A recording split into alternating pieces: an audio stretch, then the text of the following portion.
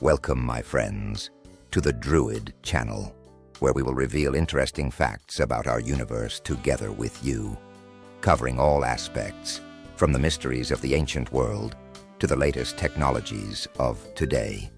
So subscribe to the channel, like, and press the bell, and let's get started. Louis, as he was known in the Creole style, was born in the poorest black neighborhood of New Orleans. He came from a troubled family. His father left when he was just an infant, and his mother worked as a prostitute. Louis and his younger sister Beatrice were sent to live with their grandmother Josephine, who still remembered the days of slavery. Later, his mother Mayanne took him back, but she never gave him the care he deserved. From a young age, Louis worked delivering coal, selling newspapers, and doing other similar jobs. When he was 7, he began helping the Karnofsky family, Jewish coal merchants who had recently emigrated from the Russian Empire. Over time, he stayed with them more often and became almost like a member of the family. To honor their kindness, he wore a Star of David pendant for the rest of his life. The Karnofskys lived in Storyville, a neighborhood infamous for its nightlife, including bars, clubs, and brothels. It was this family who gave Louis the money to buy his first musical instrument, a cornet. Armstrong started singing as a child in a small street vocal group, played drums, and developed his musical ear over time.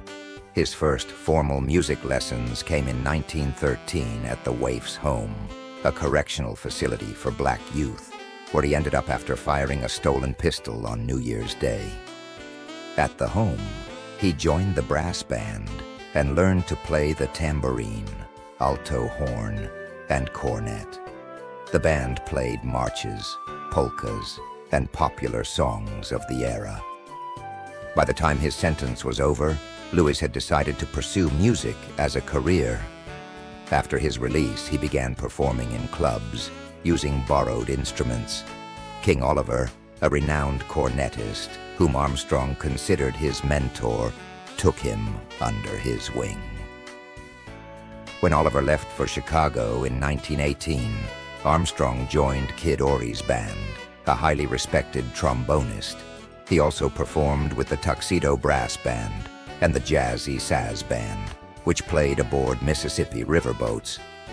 Under Fats Marable, Armstrong learned music notation, cementing his reputation as a professional musician.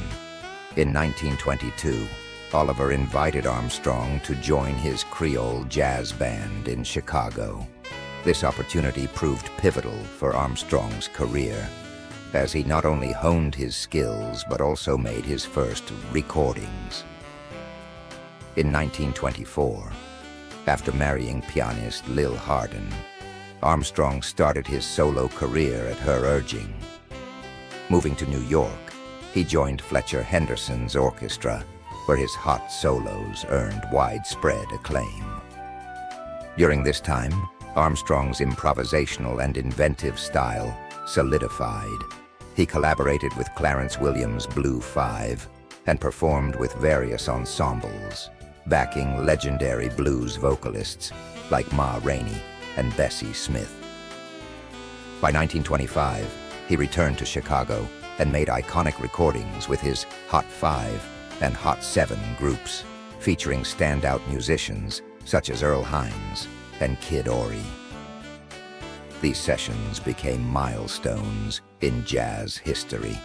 During this period, Armstrong transitioned from the cornet to the trumpet, drawn to its brighter tone.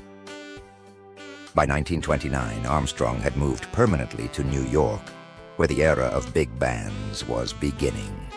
His unique style merged with the popular sweet music of the time, making him a national sensation.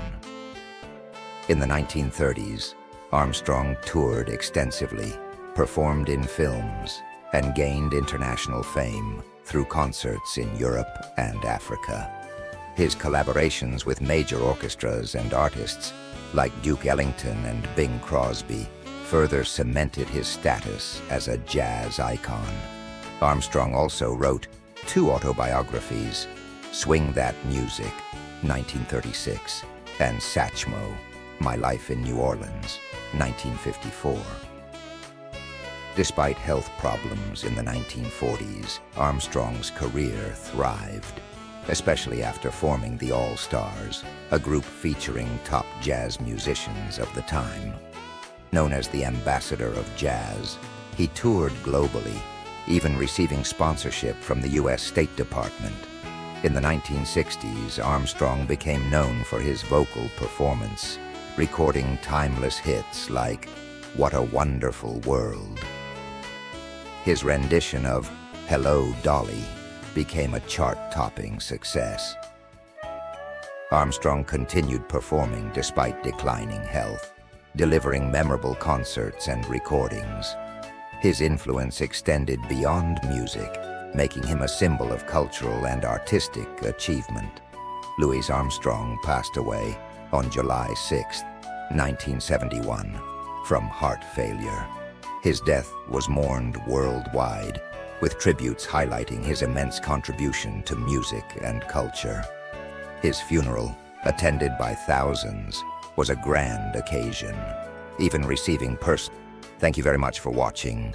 Leave your comments and wishes. Have a good mood, and may you be lucky.